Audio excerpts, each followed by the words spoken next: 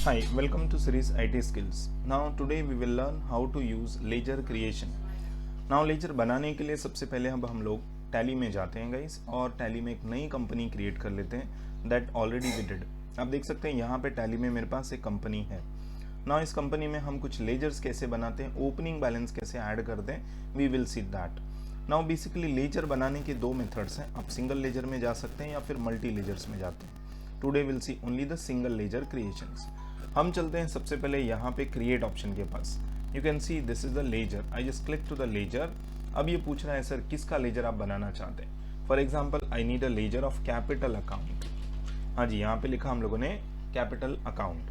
Capital account में जाने के बाद मैं यहाँ पे ऐड कर देता हूँ अलाइसिस. नाउ अलाइसिस क्या होता है, उस लेजर का सेकेंडरी नेम या डुप्लीकेट नेम. अगर आप चाहो तो इसे दे सकते हो short name, otherwise you can live it. अब मैं इसे और आगे बढ़ता हूँ. यहाँ पे एंटर. ये पूछ रहा है under, so capital goes to the under group of capital account. जैसे ही मैं एंटर करता हूँ ये पूछ रहा है सर एड्रेस के बारे में. नाउ व्हाट आई रियलाइज कि ये एड्रेस आज मेरे लिए इंपॉर्टेंट नहीं है. So let us remove this address. अगर आप एड्रेसेस को रिमूव करना चाहते हैं F12 बटन प्रेस करिएगा और यहाँ से ब्रिंग डाउन टिल दिस. अब आप देख लो यहाँ पे लिखा है प्रोवाइड मेलिंग डिटेल. यस, ये जो मेलिंग डिटेल्स है इसे हम कर देते हैं नो. सिमिलर वे बैंक की डिटेल्स को भी मैंने कर दिया है नो.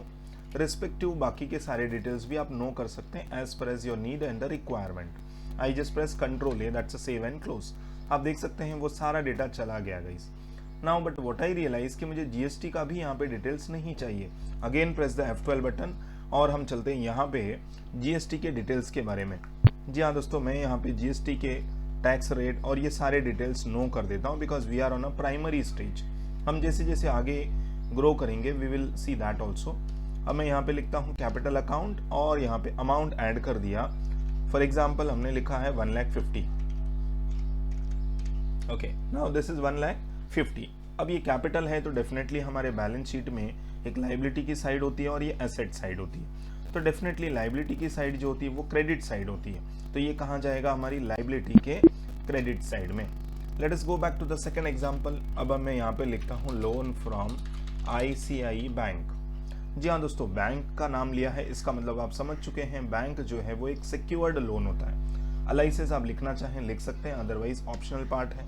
अब आपने कहा सर अलाइसिस नहीं चाहिए तो again use the same step. F12 में जाएंगे और यहाँ से जाने के बाद अलाइसिस को आप देख सकते हैं यहाँ पे नो करनी है. आई रिपीट, यहाँ पे अलाइसिस को क्या करनी है गाइस, नो. चलिए और आगे बढ़ते हैं.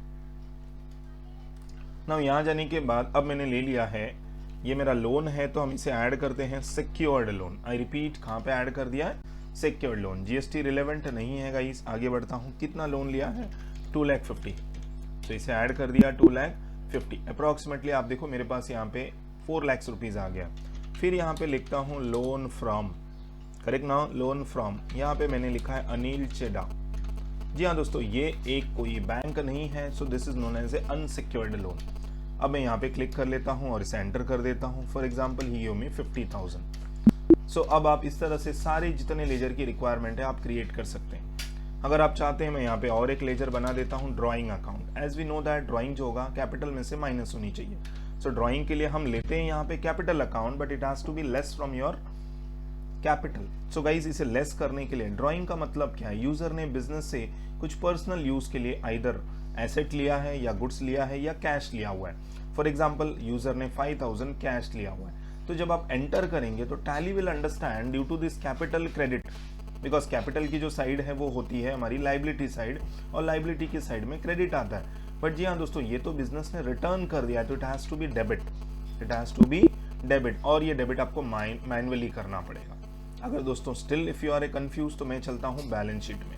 अब बैलेंस शीट में कैसे जाएंगे, आप स्केप कर लो. हाँ जी दोस्तों, यहाँ से स्केप करके हम आ गए आपकी फ्रंट स्क्रीन पे, that is gateway of Tally. यहाँ से हम B प्रेस करेंगे balance sheet and then detail में देखने के लिए मैं यहाँ से प्रेस करता हूँ Alt प्लस F1. तो ये मेरा सारा डेटा यहाँ डिटेल में आ गया. डिटेल में आने के बाद आप देख सकते हैं बिजनेस को कैपिटल दिया गया है 1,50,000 और उसमें से 5,000 लेस. दैट मीन्स बिजनेस ने 5,000 रिटर्न कर दिया. तो दैट मीन्स अब बिजनेस कितना देगा, 1,45,000. सो this is a figure of 1,45,000. चलिए अब थोड़ी सी एसेट की साइड को भी हम एंट्री कर देते हैं. वापस again come back to create. यहाँ पे जाते हैं हम लोग लेजर और यहाँ पे मैं लेता हूँ. सबसे पहले हमने लिया है फर्नीचर एंड फिक्चर्स.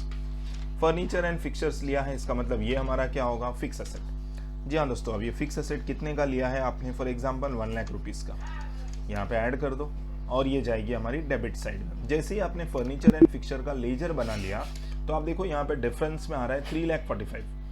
बेसिकली आपका जो 4,50,000 है उसमें से 1 लाख का हमारा कैपिटल में एसेट साइड में एंट्रीज हो चुकी है। अब हम और एक एंट्री करते हैं, मशीनरी अकाउंट। जी हाँ दोस्तों, मशीनरी भी मेरी फिक्स एसेट है, मैंने 2 लाख की मशीन ली है तो यहाँ पे ऐड कर लो, फॉर एग्जांपल 2,05,000, तो यहाँ पे लिखता हूँ 2,05,000। अब आप देखो आपका यहाँ पे मशीन का भी एंट्री हो गया है, तो डिफरेंस कितना आ रहा है, 1,40,000।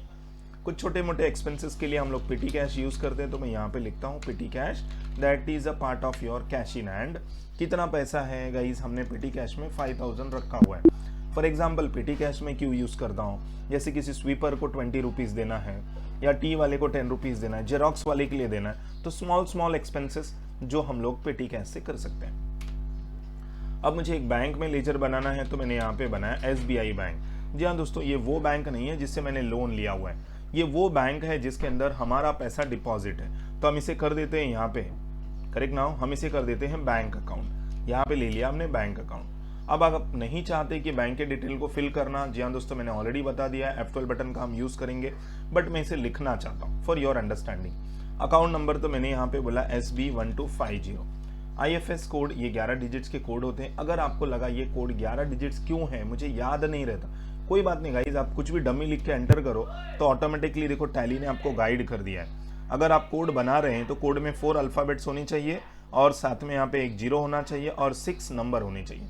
We will follow the same pattern as given the guidelines.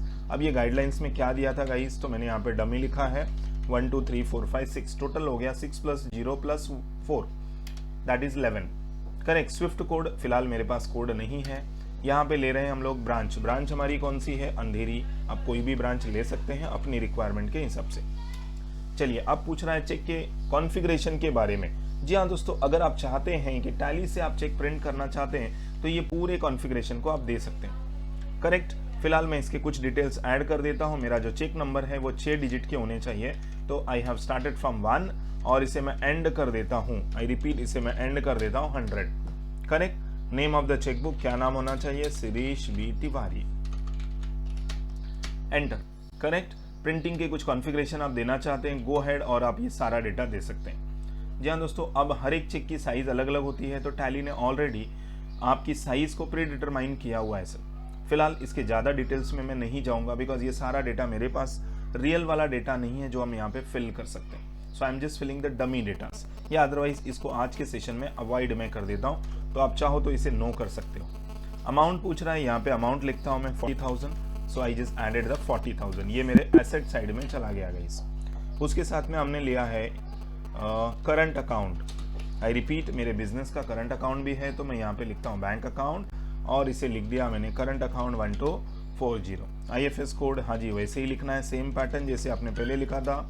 Correct. Swift code नहीं है मेरे पास। ब्रांच कौन सी है हमारी, अंधेरी, दादर, बांद्रा, जो भी है आप इसे ऐड कर लो।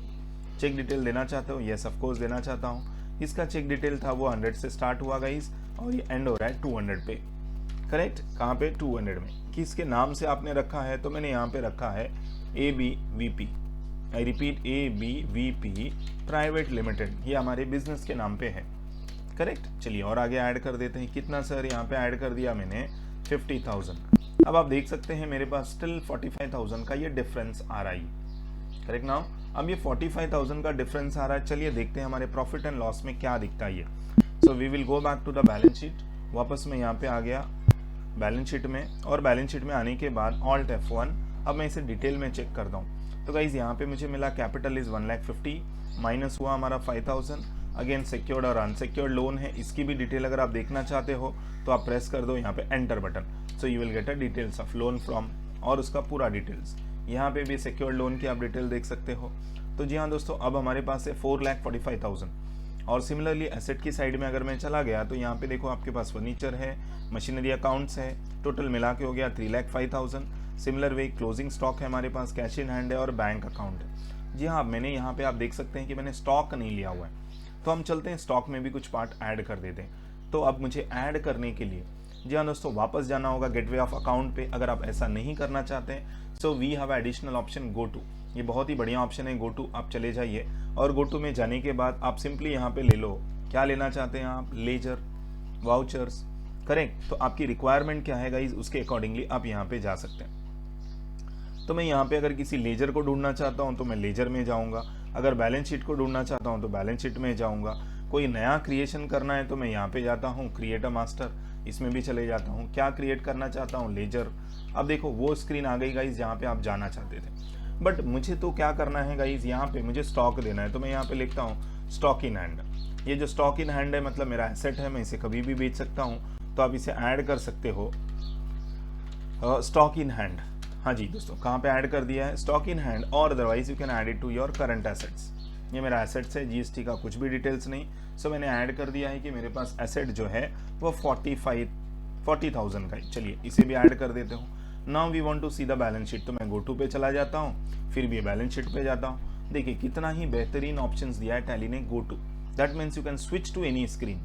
अब आप देख सकते हैं मेरे पास जो डिफरेंस आ रहा है वो डिफरेंस इन ओपनिंग बैलेंस आ रहा है, कितने का आ रहा है, 5,000 का आ रहा है। तो डेफिनेटली अब ये जो डिफरेंस है वो मुझे कहाँ एडजस्ट करना है, या तो आप कैश में एडजस्ट कर सकते हैं गाइस, बैंक में तो एडजस्ट होगा नहीं, बाकी के सारे डेटा के हमारे पास बिल होते हैं, वाउचर्स होते हैं, so we can't do any ऑल्ट्रेशंस।